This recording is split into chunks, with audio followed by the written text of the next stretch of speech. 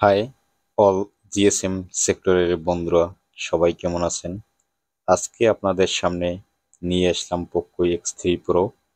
এই ধরনের যে মোবাইলগুলো বেশিরভাগই হ্যাং লোগো আসে, তবে পোকো X3 প্রো এই মোবাইলটা বেশি সমস্যা। এটার সিপিইউ রিভলভ করার পরেও অনেক ক্ষেত্রে সমস্যা আসে। যে সমস্যাটা আসে আজকে সেটাই আপনাদের সামনে তুলে ধরার জন্য চেষ্টা করব।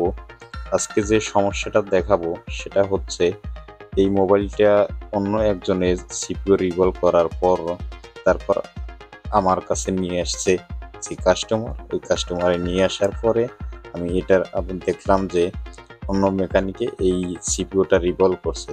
রিভলভ করার পরে তারপর আমি দেখি যে এটা ভার্সন পর্যন্ত আসছে, কিন্তু এটা ফুল প্রপারলি চালু হয় না। তবে আজকে দেখাবো যে এই মোবাইলটা আমি ফুল কমপ্লিট কিভাবে করি, সেটা আমি আজকে আপনাদের দেখাবো।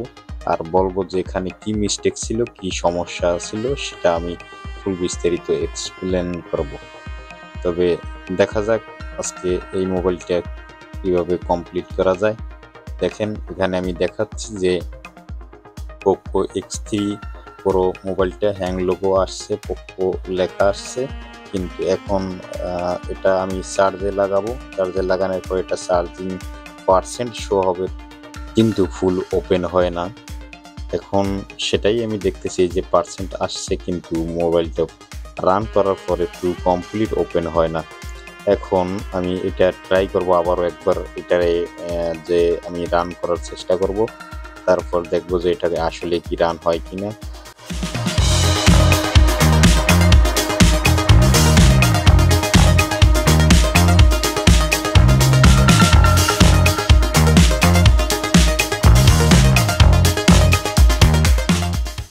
তাহলে আপনারা এখন দেখতে পাচ্ছেন যে ভার্সন যে স্টকে আছে সেটা এখনো চলে আসছে। ভার্সন এখানে এসে আটকে যায়, এই পোকো X3 প্রো এই সমস্যাটা আসে। তবে এইটা আসার কারণ হচ্ছে সিপিইউর প্রবলেম হলে এই প্রবলেমটা আসে। তো সিপিইউ যদি কোনো একটু মিস্টেক হয় তাহলে এই সমস্যা আসে। তবে অনেক ক্ষেত্রে যদি বল একুরেট না হয়, ওই ক্ষেত্রে আপনার কলকাম পোর্ট শো করবে এরকমের হয়, বা র্যামে যদি সমস্যা হয় ওই ক্ষেত্রেও আপনার এই কলকাম পোর্ট শো করে। তবে এখন আমি এটাকে আরো একবার চালু করে দেখাচ্ছি যে এটা ভার্সন আসলে আসে, যে এটা শিওর হওয়ার জন্য ট্রাই করতেছি। তাহলে আমি শিওর যে আমার এটা লোগো স্টক। এখন আমি মাদারবোর্ডটা আমি খুলে নিব, তারপর আমি মোবাইল স্ট্যান্ডে আমি এটা লাগিয়ে নিচ্ছি। এখন আমি এটাকে সিপিইউ তুলব। তবে সিপিইউ তোলার সময় একটু সতর্কতা রাখতে হবে যে আপনারা সিপিইউ তোলার সময় যাতে পাশের যে কম্পোনেন্টগুলো আছে সেগুলো যাতে এদিক ওদিকে পড়ে না যায়, সেটা খুবই কেয়ারফুলি কাজ করতে হবে।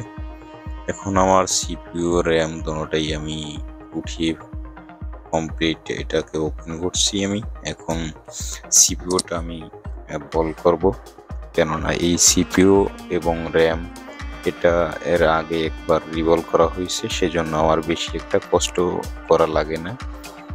এখন যদি না তোলা হইতো ওই ক্ষেত্রে আমার আপনার করা লাগতো, এটার পেস্ট যেটা আছে ওইগুলো কাটার পর তারপর আমি তুলতে পারতাম।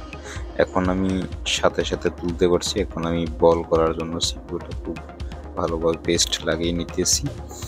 আর এই পেস্ট যে সঙ্গে আপনি বল করবেন ওই ক্ষেত্রে আপনার এটা সুন্দরভাবে পেস্ট লাগিয়ে নেবেন, তারপরে সোল্ডার করবেন।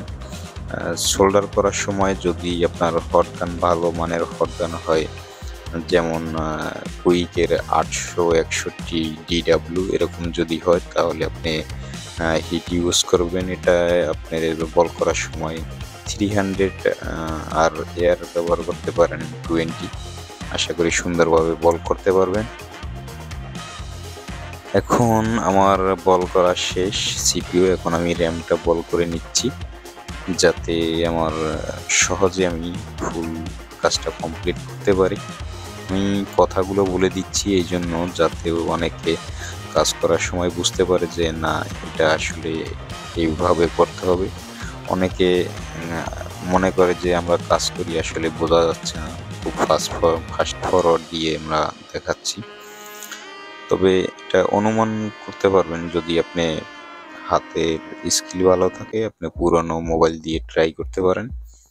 আর যদিও কোনো মোবাইল আপনি করার জন্য আগ্রহ করেন, তাহলে ওই ক্ষেত্রে আপনি পুরনো মোবাইল দিয়ে ট্রাই করবেন, তারপরে নিজে আগে চিন্তা করবেন যে পারেন কিনা, ওই হিসাব করে তারপর আপনি ইনটেক মোবাইলে কাজ করবেন।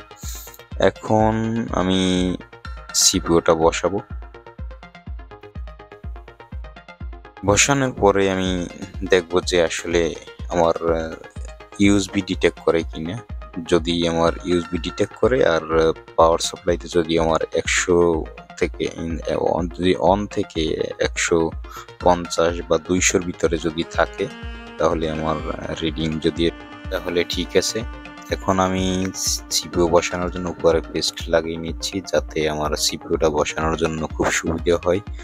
এখন আমি সিপিইউটা বসাবো আর সুন্দরভাবে সোল্ডার করে এটাকে আমি ক্লিয়ার করার চেষ্টা করব। তারপর আমি দেখব যে আমার ইউএসবি ডিটেক্ট করে কিনা, তারপরে আমি এটার রিডিং চেক করব।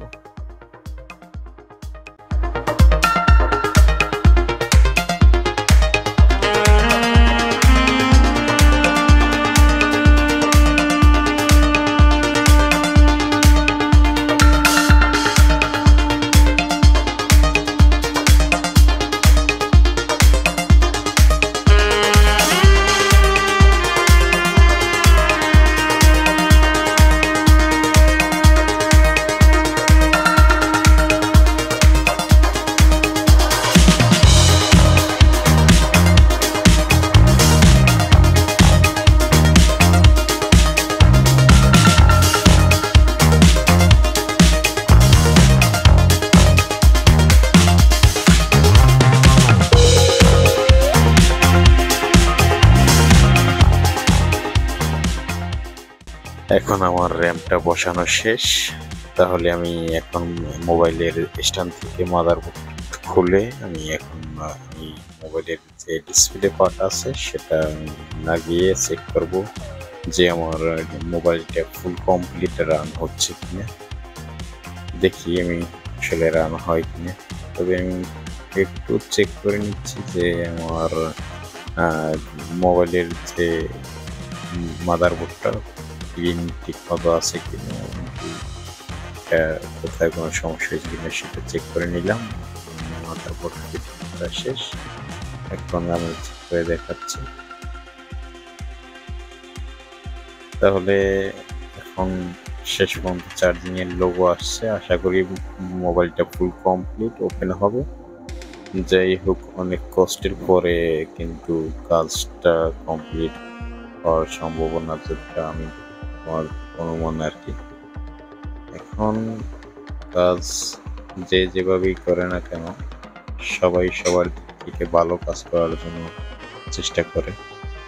আমি যতটুকু সাধ্য আমি চেষ্টা করি, হয়তো আমার থেকে অনেকে আরো ভালোভাবে কাজ করে। আমি চেষ্টা করি আমার দিক থেকে যত ভালোভাবে করা যায়। তাহলে মাশাআল্লাহ সুন্দরভাবে আমার মোবাইলটা খুব ফুল কমপ্লিট ভাবে ওপেন হয়েছে। তবে এইভাবেই কাজগুলো সম্পূর্ণ করতে হয়।